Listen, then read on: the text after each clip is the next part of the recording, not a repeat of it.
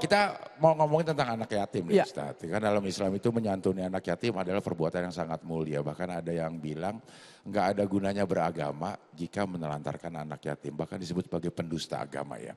Nah bagaimana sih cara kita memuliakan anak yatim agar Allah memuliakan kita Ustaz? Ya, dalam Al-Quran itu kan Allah sudah ingatkan. Bismillahirrahmanirrahim. Aro'aitalladzi yukadzibu biddin. Fadzalikalladzi yadu'ul yatim. Tahukah kamu siapa itu pendusta di dalam agama? Artinya orang yang punya kedudukan tidak bagus, tidak terhormat. Mendapatkan label penipu, pendusta. Siapa yang mau dikasih label penipu? Walaupun penipu aja gak mau disebut penipu dia. Walaupun kita tahu ini orang nipu, gak mau disebut penipu. Walaupun dia pendusta, gak mau disebut pendusta. Sebegitu menyeramkannya label itu, sebegitu menakutkannya label itu.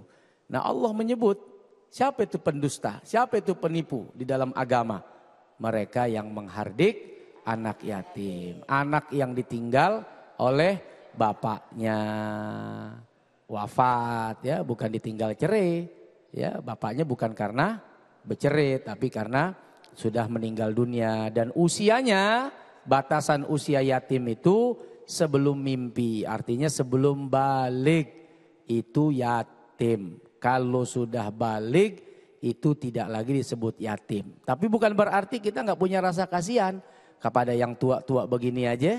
Walaupun sudah lama hidupnya ya, bukan anak-anak, kesian. Dibantu, ditolong ya. Nah maka kategori sekalipun, tapi ini anak bukan yatim lagi. Tapi bapaknya udah nggak ada, dia mau sekolah nggak punya duit, kita bantu walaupun bukan kategori yatim, tapi bisa jadi karena mungkin fakirnya, miskinnya, atau kasihannya kita. Nggak apa-apa mengasihani orang. Orang kasihan nggak harus kepada orang miskin, kepada orang yang punya duit aja kita bisa kasihan, kepada orang yang sudah berumur saja bisa kita kasihan, apalagi kepada anak-anak. Nah jadi perdebatan-perdebatan. Walaupun dia nggak yatim, tapi kalau dia miskin, ya karena miskinnya lah kita bantu. Walaupun dia yatimnya sudah lewat, tapi karena bapaknya nggak ada, yang nyari duitnya cuma emaknya kurang buat dia makan, bantu. Walaupun namanya bukan bantu anak yatim, tapi bantu orang susah. Udah jangan diperdebatkan, jangan dibuat mumet orang mau bikin kebaikan. Tuh yatim gede-gede banget tuh. Perasaan yatim udah SMP mau SMA tuh. Ya secara spek bukan spek yatim. Ya, bisa jadi speknya adalah spek karena miskin. Spek karena memang dia tidak punya apa-apa. Seperti itu udah.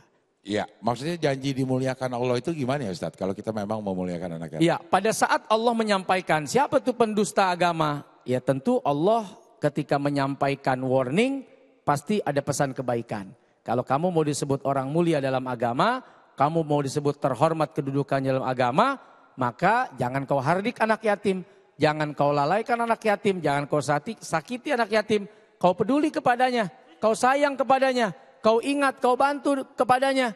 Berarti otomatis labelnya jadi mulia. Tadinya pendusta jadi enggak. Dianggap orang yang mungkin amanah dalam beragama. Oke baik, sekarang giliran ibu-ibu, siapa yang mau saya? Ada yang mau udah? Kagak jadi. Udah tinggi langsung gak jadi ya. Oke dari Darul Hanan silakan yang mau nanya. Assalamualaikum warahmatullahi wabarakatuh.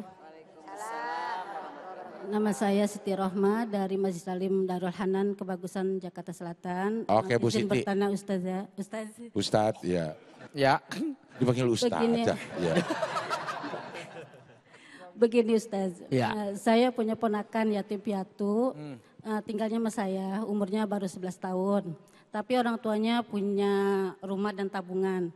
Dan dari rumah dan tabungan itu saya membiayai pendidikannya. Bagaimana menurut Islam, boleh apa tidak? Demikian Ustaz penjelasan.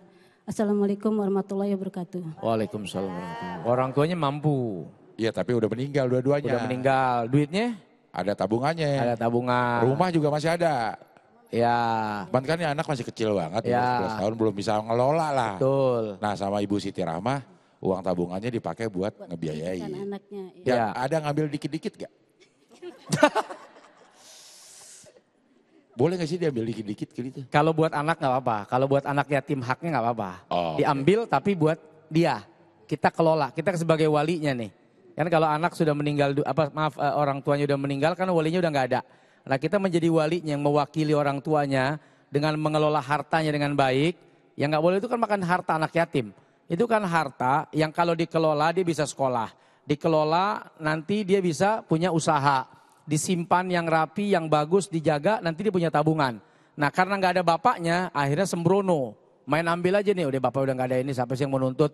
Dia juga nggak ngerti tuh duit dia. Dia juga nggak paham lah, masih bocah ingusan begitu. Nah akhirnya sembarangan. Makanya orang makan duit anak yatim tuh kayak makan batu neraka. Bara neraka. Hati-hati, ibu mau nggak makan bara api? Oh nanti di akhirat dikasih makan tuh. Nih makan nih duit panas nih. Duit yatim yang kau makan ini duit yang bakal membakar perutmu. Ya, yang membakar dari dalam semua isi perutmu ini.